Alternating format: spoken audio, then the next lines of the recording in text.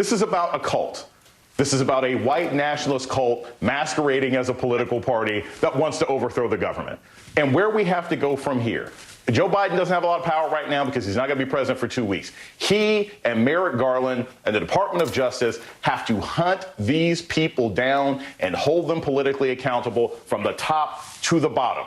Nancy Pelosi and Chuck Schumer have to look through whatever kind of archives they can and see if they can expel members of the Senate. If there is not an aggressive response to this coup attempt, we will see these people get worse. They will get more sophisticated. They will engage in political assassinations. And again, I said this, Nicole, I've been saying this for weeks, and thank you for pointing it out. I've been saying this for years and weeks.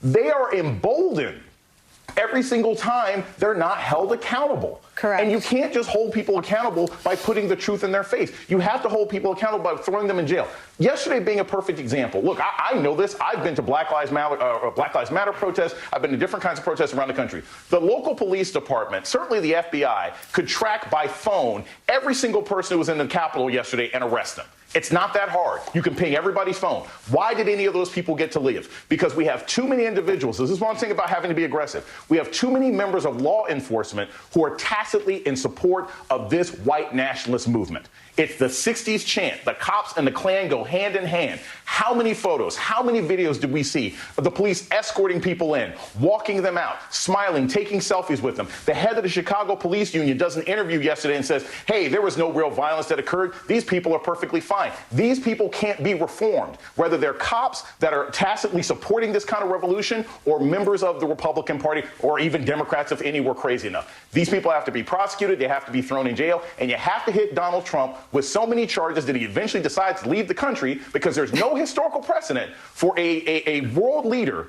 to try to commit a coup to stay in power who doesn't continue to do the same thing even once he's out of power. All right, you left me so much to unpack. Let me stay with you, Jason.